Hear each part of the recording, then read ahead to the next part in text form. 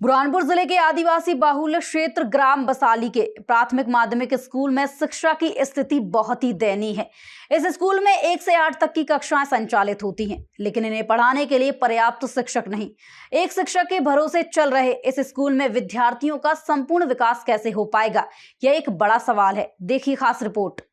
बुरहानपुर जिले के आदिवासी बाहुल्य क्षेत्र ग्राम बसाली के प्राथमिक माध्यमिक स्कूल, जहां 2 कक्षाएं संचालित हो रही हैं, लेकिन एक शिक्षिका अब तक नहीं पहुंची है, जबकि स्कूल खुले हुए 20 दिन हो चुके हैं। इससे विद्यार्थियों को कितनी परेशानी हो रही है, इसका अंदाजा लगाना मुश्किल नहीं है।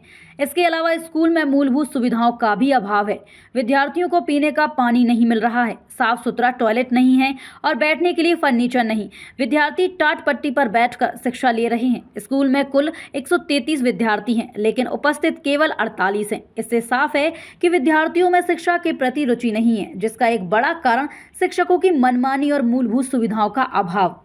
बुरहानपुर जिले में शिक्षा की स्थिति बद से बदतर है। शिक्षकों की मनमानी के चलते विद्यार्थियों के भविष्य के साथ खिलवाड़ हो रहा है। ऐसे में कैसी होगी शिक्षा, यह एक बड़ा सवाल है, जिसका जवाब शिक्षा विभाग और प्रशासन को देना होगा।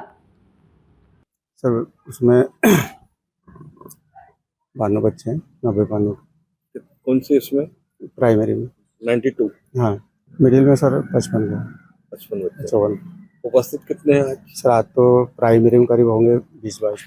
अच्छा, और मिडिल में? उधर 10-12 होंगे। तो कौन कौन सी क्लास है? 2 ही कक्षाओं में लगती है आपके यहाँ पर? हाँ सर, अभी ये भवन बंद कर रखा है, अभी तो गलता है तो अभी वहीं व्यवस्था है। 2 कक्षाओं में लगी हाँ, है? 3 है सर, 3 मिडिल एक में और एक में प्राइमरी? नहीं, 2 है उसमें। तो अभी कौन कौन से कितने कमरे लगे हुए हैं? अभी 2 कमरे से। कौन कौन सी कक्षाएं किसमें लगी है? सर 1 से 5 तक के कमरे में लगी और 6 से 8 तक की। अच्छा, बच्चों की संख्या कम है तो इसलिए ऐसा नहीं लग रहा है सर कि बच्चों के साथ कहीं ना कहीं एक साथ बिठाकर एक साथ पढ़ाकर उनके साथ अन्याय कर रहे हैं? सर बच्चे कम है इसलिए 2 ही रूम में बिठाया अभी, और मैं सिंगल ही हूँ सर अभी। और कितने का स्टाफ है? सर अभी तो एक सर तो शांत हो गए, 2 का स्टाफ है, वो तो सर ऑप्शन है। अब से वो सर उनका 2 दिन का आवेदन था और 25, 26, 27 ऑप्शन है सर, और बिना सोचे। जब इस संबंध में जिला शिक्षा अधिकारी संतोष सिंह सोलंकी से चर्चा की, तो उन्होंने बताया कि जिस तरह से कक्षा 1 से 5 तक एक कक्षा में और दूसरी कक्षा में कक्षा 6 से 8 तक संचालित हो रही हैं, इसके लिए बीआरसी विकासखंड शिक्षा अधिकारी और जन शिक्षक जवाबदेही हैं। वहीं मूलभूत सुविधा के संबंध में चर्चा की, तो उन्होंने बताया कि संस्था प्रधान इसके लिए जवाबदेही है। वहीं जब संबंध में डीपीसी रविंद्र महाजन से संपर्क किया, तो उन्होंने भी संस्था प्रधान को ही जवाबदेही ठहराया। कक्षा 2 कक्षों में संचालित है।